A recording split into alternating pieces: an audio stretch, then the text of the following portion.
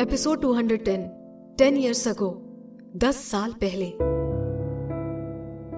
गहरे समुद्र के तल को नील मोतियों से सजा रखा था। वहां पर लाइट भी जल रही थी। वो नजारा बहुत ही अच्छा लग रहा था। सी वीड के बड़े धब्बे तैर रहे थे। कुछ रंग बिरंगी मछलियां इनके पीछे छुप जाती हैं और वापस निकल आती हैं। एक लड़की के जोर जोर से हंसने की आवाज आती है। एक लड़की जिसके नीले बाल हैं। वो गुफा में लेटी हुई थी। शेल्स की बहुत अच्छी माला उसके गले में लटक रही थी।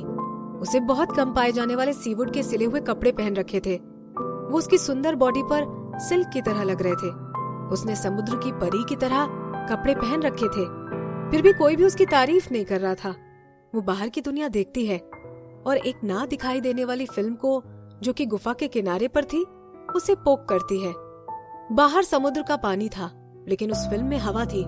जब कोई उस गुफा को बड़े गौर से देखता है, तब उसे पता चलता है कि इस गुफा के दरवाजे इसी तरह की फिल्म से ढका हुआ है। हिना गहरी सांस लेकर बोलती है, कितना बोर हो रहा है, पता नहीं राजा और बाकी लोग कब वापस आएंगे। तभी एक आवाज के साथ सीवीड में छुपी सभी मछलियां बाहर निकल जाती हैं, जिससे कि पूरे समुद्र के पानी में मिट्टी हो जाती है। हिना तुरंत ही अपना मुंह उस फिल्म में छुपा लेती है। एक इंसान का चेहरा जब फिल्म पर दबता है, लेकिन वो टूटती नहीं है। वो समझ जाती है कि इसका मतलब है कि जरूर चट्टान के पीछे कोई खतरा है। फिर भी वो घबराती नहीं है। वहाँ पर कुछ भी करना आसान नहीं था। वो कई दिनों से और कई सालों से यहाँ रह रही थी। वो बोर्डम से परेशान हो गई थी। उसके प्रजाति के सभी आदमियों ने उसे अच्छी अच्छी चीजें दी थी। उसे बहुत सारा खाना दिया था, सुंदर कपड़े दिए थे, जो अभी तक वो पहनकर खत्म भी नहीं कर पाई थी। इसके बावजूद भी वो ऐसा सोच रही थी। उसमें जवानी और सुंदरता भी बहुत थी। नई मेफूल भी तभी जन्म लेती है जब पूरे मरने की कगार पर हो। इसीलिए मेफूल प्रजाति में एक ही लड़की हो सकती है। इस प्रजाति की अकेली लड़की होने की वजह से अब उनके वंश को आगे बढ़ाने की जिम्मेदारी उसी पर थी। सारे आदमी उसके लिए ग्रीन क्रिस्टल ढूंढने के लिए दूर दूर जाते थे, जिससे कि उसकी जिंदगी लंबी हो सके, आदमियों की पीढ़ी निकल जाए और वो अपने बच्चों को बढ़ते हुए देख सके, फिर उनके साथ मेट करके अपनी पीढ़ी को आगे बढ़ा सके। वो उनको बढ़ते हुए देखती है और कुछ ट्रिप से तो वो वापस भी नहीं आते हैं। अब तो उसे पता भी नहीं था कि वो कितने 100 वर्षों की हो चुकी है। इस तरह के दिन अब बहुत बोरिंग हो गए थे और अब वो उन्हें सहन नहीं कर पा रही थी। तभी उसकी जिंदगी में एक बदलाव आता है। खदान में से एक बड़ा सांप रेंगता हुआ आता है। उसका काला और लाल रंग बहुत ही डरावना लग रहा था। हिना को पता था कि उसे परेशान होकर चिल्लाना है, लेकिन पता नहीं किस कारण से वो सांप को अपने पास आने देना चाहती थी। जब वो सांप सभी परत पार करके अंदर आता है, तो ये तो पक्का था कि वो एक ताकतवर सांप था। उसका दिल जोरों से धड़कने लगता है। वो खुद का ही चेस्ट पकड़ लेती है। वो और ज्यादा अपना चेहरा बाहर करके देखती है। क्या वो किसी और रेस का पशु मानव था? वो जरूर उसे बाहर ले आएगा। वो भी जमीन पर जाकर खेलना चाहती थी। वो आदमी बहुत ही कायर थे जो उसे जमीन पर सिर्फ सांस लेने के लिए ले जाते हैं। वो उसे सिर्फ आइसलैंड पर बैठाने के लिए ले जाते थे, ताकि वो थोड़ी सी देर के लिए दूसरे छोर को देख सके। और तो और वो उस पर नजर भी रखते थे, जैसे वो उसके विचारों को सुन पा रहे हो। वो तुरंत ही अपने इंसानी रूप में आ जाता है। वो आधा नाग आधे इंसान के रूप में मेफूल की तरफ ही देख रहा था।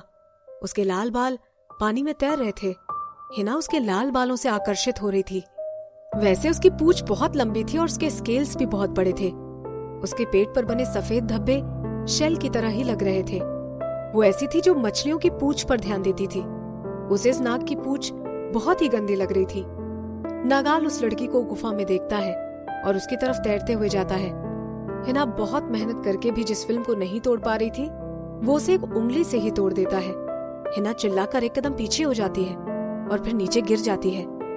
समुद्र का पानी अंदर आ जाता है, जिसकी वजह से एक सुंदर लड़की के कपड़े गीले हो जाते हैं। हिना बिल्कुल भी घबराई हुई नहीं थी। वो बोलती है, क्या तुम मुझे बाहर निकाल सकते हो? उसका व्यवहार देखकर नागाल की आईब्रो ऊंची हो जाती है। वो इन मेफूल के बीच में गलती से आ गया था। वो उसे देखने आया था क्योंकि वो बोर हो रहा था। उसे ये उम्मीद नहीं थी कि वहाँ की लड़की इतनी सुंदर होगी। वो खुद को रोक नहीं पाता है और उसे बाहर निकालने की कोशिश करता है। उसकी उम्मीद से परे वो लड़की सिर्फ निडर ही नहीं थी, बल्कि वो आगे रहकर उससे बात भी करने लगती है। वो शायद इसीलिए था क्योंकि उसके साथियों ने उसे नहीं बताया था कि नाग पशु मानव कितने खतरनाक होते हैं। नागाल बोलता है, बिल्कुल। उसके अंदर से बबल्स निकलने लगते हैं, जब उसकी आवाज पानी में जाती है तो वो दबी हुई लगती है। नाग पानी में सांस नहीं ले सकते हैं, लेकिन जब वो फोर्स ट्राई पशु मानव बन जाते हैं तो ऑक्सीजन को बचा कर रख सकते हैं। वो पानी में बिना सांस लिए 10 दिन से लेकर आधे महीने तक रह सकते हैं। उसके चेस्ट में लिमिटेड हवा ही थी। एक बार वो बाहर निकल जाती तो समझो हो गया। वो ज्यादा नहीं बोल सकता था। इतना बोलने के बाद अब आगे उसका कुछ भी बोलने का प्लान नहीं था। फिर वो उस लड़की को उठा लेता है। जब वो नागाल के साथ जाती है तो वो उत्सुक हो जाती है। फिर जब वो अपनी ही ठंडी जैसी बॉडी से टकराती है तो उसकी हंसी थोड़ी सी गायब होने लगती है। उसे उसमें और मेफोल्क में कोई भी अंतर नहीं दिखाई दे रहा था। क्या वो भी उसी रेस में शामिल है जो कि रहते हैं? उससे कोई मतलब नहीं था। अब वो कोई डिसीजन ले उसके पहले ही वो जमीन पर आ जाती है। रास्ते में नागाल की ताकत को देखकर हिना आश्चर्य में पड़ जाती है। जबकि रास्ते में इतने सारे गार्ड्स थे, फिर भी वो उन लोगों का पता नहीं कर पाए। नागाल उन लहरों के साथ तैरते हुए ऊपर आ जाता है। उसकी स्पीड भी काफी तेज थी।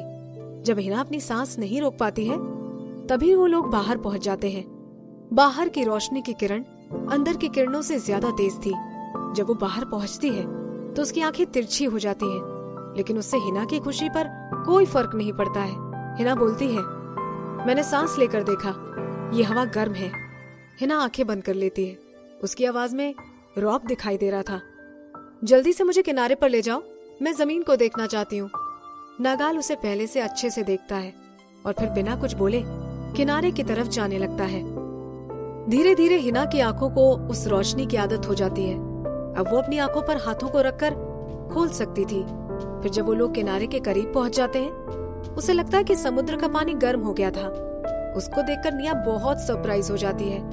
ये तो बहुत गर्म है। ये तब तक रहता है जब तक उनके कदम गर्म रेत पर नहीं पड़ते हैं। हिना जोर से चिल्लाने लगती है। वो बोलती है, तुम्हारी परेशानी क्या है? ये रेत इतनी गर्म थी, फिर भी तुमने मुझे यहाँ उतार दिया। नागाल कुछ नहीं बोल रहा था।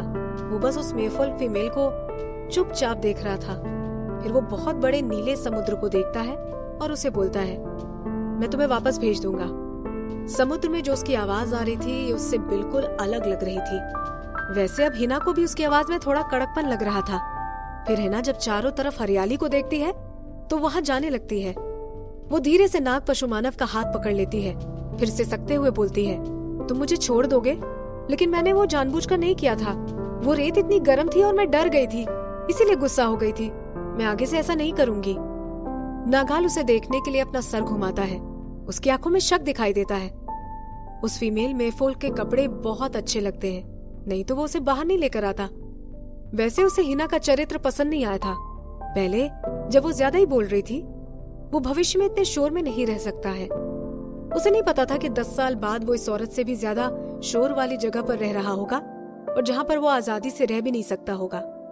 ये उसके दिल में था, बस वो अपनी साथी को देख सके और वो उसके साथ रहे। तो फिर नागाल को वहां के वातावरण से कोई लेना देना नहीं था। हिना चुप होकर उसे गले लगा लेती है। नागाल थोड़ा हिचकिचाता है,